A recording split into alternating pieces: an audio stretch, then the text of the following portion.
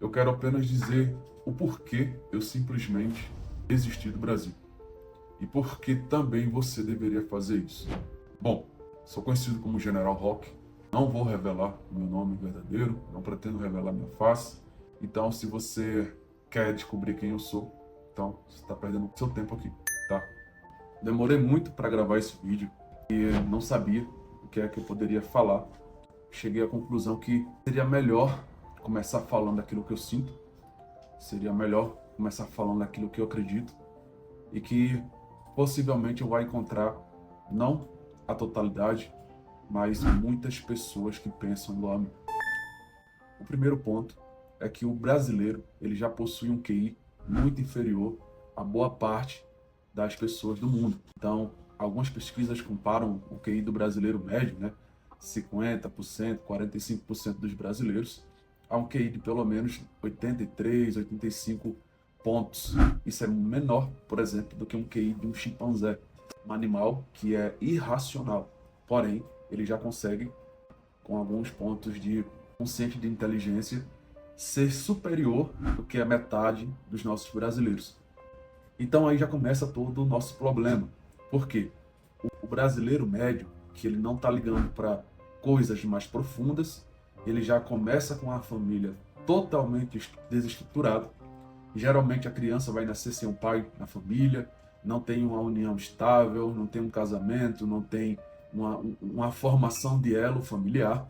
E o que se vê muitas vezes no Brasil inteiro são aglomerações, ou seja, uma pessoa vai ter um filho, ela já vai ter a avó quebrada, a tia quebrada, a mãe quebrada, às vezes o pai está preso, às vezes o pai não assume e vice-versa. Então, na grossa parte da população brasileira, esse é o retrato que nós temos. Só que o problema não começa no nascimento. Não é culpa da criança ter nascido naquela situação. O problema se dá ao longo da vida dela e ao longo da jornada. Por quê? Quanto mais difícil for uma vida da pessoa, quanto mais desamparada de, vamos colocar, de referenciais aquela criança ou aquele ser ou aquele ser tem, menos ele ou ela vai pensar de maneira racional. Tenho 10 anos. Ontem eu curti 70 moed de cana e eu vou fazer 90. Me levanto às 3 e é muito ruim, não gosto de cana. Ninguém gosta de cortar cana, né? Só trabalha porque precisa, né? Eu queria trabalhar em outro lugar, em outro negócio, sem ser o corte de cana e que ganhasse bem, porque aqui... É um serviço muito pesado. Então, se eu tenho pais que me deram todos os privilégios e não me dão de volta uma referência crítica, racional, humana, sentimental, emocional, etc., intelectual, eu vou naturalmente requerer isso de alguma outra fonte. E aí nós temos o outro lado da moeda, que são pessoas que têm uma condição de vida melhor, fazem grande esforço para manter seus filhos em escolas assim, de renomes particulares, com ensino superior na base, etc. Essas pessoas vão para universidades federais e, na ampla maioria dessas pessoas, elas são idiotizadas ou elas são captadas para um lado do espectro político. Então, eu não estou dizendo que esse lado é ruim ou que esse lado é bom. Eu estou dizendo que é a verdade que nós estamos presenciando atualmente no Brasil. E aí nós temos o encontro das duas massas. A massa que precisa e a massa que acha que pensa intelectualmente e está acima e está superior.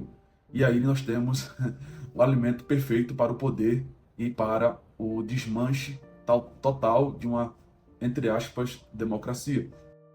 Da mesma forma que eu acho um erro histórico, gente. Eu ia na porta da Volkswagen às 5h30 da manhã, a Volkswagen tinha 40 mil trabalhadores, produzia 1.200 carros, a gente trabalhava, sabe, a mesma jornada de trabalho que trabalha hoje, com os avanços tecnológicos. E o que avançou tecnologicamente que a gente não reduz a jornada de trabalho? Porque o poder no Brasil, ele é feito para não ser 80 e não ser 8. Ou seja, a gente possivelmente nunca vai virar uma Venezuela e muito menos a gente vai virar uma Singapura, uma Suíça, em alguns estados dos Estados Unidos. Muito menos a gente vai virar isso também. Então a gente é feito e construído exclusivamente para viver no meio termo das coisas. Nem muito bom e nem muito ruim, porque não é interessante para as elites políticas. A real independência do Poder Judiciário, que fortaleçam a infraestrutura do Poder Judiciário, que fortaleçam a carreira do Poder Judiciário. Veja, nós não podemos ter vergonha de defender uma remuneração digna, transparente, obviamente, mas digna. Senão nós vamos continuar perdendo magistrados que prestam concurso para consultor da Câmara, para consultor do Senado, porque lá podem, além do salário, advogar. Aí eu te pergunto, se você estivesse do outro lado, do lado da minoria, né, do lado que comanda o Brasil, com privilégios, altos salários, garantias, muitas e muitas possibilidades de lobby, de reter dinheiro, poder, você iria largar isso para descentralizar tudo e fazer um bem para toda a nação? Ou você tentaria perpetuar isso para a sua família e as outras gerações futuras da sua própria casta? Então, fica muito mais claro que a segunda alternativa ela é muito mais plausível, né? Então, nós temos aí castas e castas de políticos vindo de berço, herdeiros e tocando-se no poder o tempo inteiro. Eu não estou falando que político A, político B é ruim, é bom, etc. Eu não quero falar, porque para mim nenhum deles vão prestar. Salvo algumas exceções que, talvez por ingenuidade ou por acreditar demais no país, acredita que pode fazer algo para essa nação, que a nação possa ser um pouco diferente. E eu respeito super isso. Porém, não vai ter nenhuma validade. Essa pessoa ela é uma em 1 milhão. Então ela nunca vai conseguir fazer nada.